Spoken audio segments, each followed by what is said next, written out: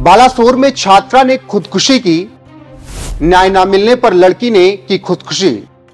राहुल गांधी ने ओडिशा सरकार को घेरा, न्याय के बजाय धर्मेंद्र प्रधान ने राहुल गांधी को घेरा।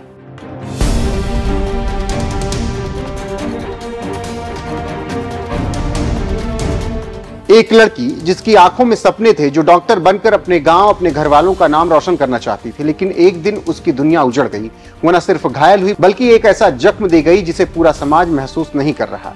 क्योंकि मामला किसी विपक्षी राज्य का नहीं है, इस बार सत्ता में हम ही थे, यानी बीजेपी। क्योंकि इस बार जवाब देने की बजाय सवाल पूछने वालों को ही गलत कहा जा रहा है। यह घटना है ओडिशा की एक छात्रा की, जिससे किसी वहशी दरिंदे ने सिर्फ जख्मी नहीं किया बल्कि उसकी आत्मा तक को चीर कर रख दिया। उसने बचने की हर कोशिश की, वो भागी, चिल्लाई, लेकिन हैवानियत का शोर उसके चीखों पर भारी पड़ा। वो जिंदगी और मौत के बीच जूझती रही। एम्स भुवनेश्वर में उसे बचाने की हर कोशिश हुई, लेकिन जहर था सिस्टम में और ये जहर उससे जीत गया। देश की राष्ट्रपति द्रौपदी मुर्मू उससे मिलने गई, उसकी हथेली थामी, आंखों में आंसू थे। मानवता ने अपना धर्म निभाया, लेकिन क्या सियासत भी अपना फर्ज निभा रही है? लोकसभा में विपक्ष के नेता राहुल गांधी ने जब इस पीड़ित बच्ची की बात की तो बीजेपी खेमे में सन्नाटा छा गया।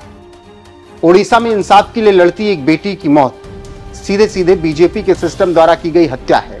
उस बहादुर छात्रा ने यौन शोषण के खिलाफ आवाज उठाई, लेकिन न्याय देने के बजाय उसे धमकाया गया, प्रताड़ित किया गया, बार बार अपमानित किया गया। जिन्हें उसकी रक्षा करनी थी वही उसे तोड़ते रहे। हर बार की तरह बीजेपी का सिस्टम आरोपियों को बचाता रहा और एक मासूम बेटी को खुद को आग लगाने पर मजबूर कर दिया। लेकिन आप जानते हैं कि बीजेपी वाले दूसरे राज्यों में कुछ हो तो आसमान सिर पर उठा लेते हैं, लेकिन अपने राज्य में हो तो जवाब के बजाय कहते हैं कि राजनीति ना करो। बीजेपी के मंत्री और ओडिशा से आने वाले धर्मेंद्र प्रधान ने कहा, राहुल गांधी सस्ती राजनीति कर रहे हैं, उन्हें इस तरह के मुद्दों को राजनीतिक रंग नहीं देना चाहिए। मतलब जब ममता बनर्जी के बंगाल में कुछ इस तरीके की घटना हो तो बीजेपी को कानून व्यवस्था की नाकामी, राष्ट्रपति शासन, महिला सुरक्षा सब याद आ जाती है। लेकिन जब ओडिशा में अपनी सरकार में एक बच्ची के साथ दरिंदगी हो तो सब चुप हो जाते हैं और कहते हैं कि राजनीति मत करो। एक छात्रा के साथ जिस तरीके से दरिंदगी हुई, पूरा बीजेपी तंत्र सड़कों पर उतर आया। बंगाल में कोलकाता से दिल्ली तक विरोध प्रदर्शन हुआ।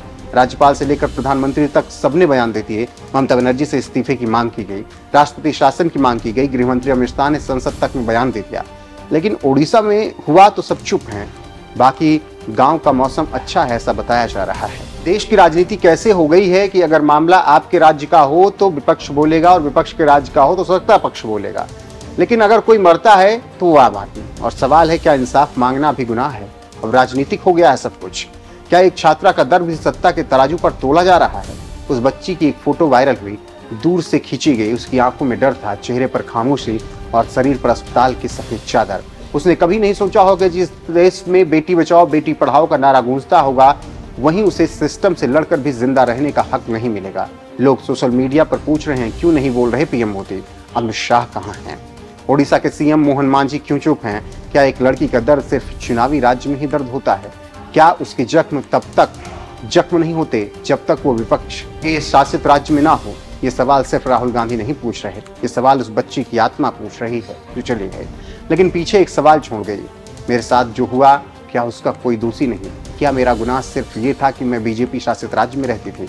लोकतंत्र तब कमजोर हो जाता है जब सत्ता में बैठे लोग आलोचना से डरने लगते हैं, जब मीडिया सवाल नहीं पूछता, सिर्फ प्रवक्ताओं की जुबान दोहराई जाती है।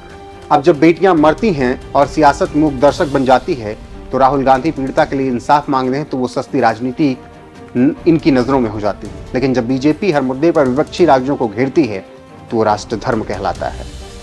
इसीलिए हम पूछते हैं कि क्या पीड़िता की चीखों की कोई पार्टी होती है? क्या जुल्म की कोई विचारधारा होती है? क्या इंसाफ की कोई चुनावी समय सीमा होती है? नहीं ना। सच ये है कि जुल्म कहीं भी हो उसके खिलाफ आवाज उठनी ही चाहिए। जो भी चुप रहे वो दोषी है, लेकिन उम्मीद है कि उसकी यादें हमें बार बार झकझोरेंगी कि अगली बार जब सत्ता चुप हो तो हम चीखें, अगली बार जब बेटियां जलाई जाएं तो हम डरे नहीं, लड़ें, क्योंकि चुप रहना सबसे बड़ा अपराध है।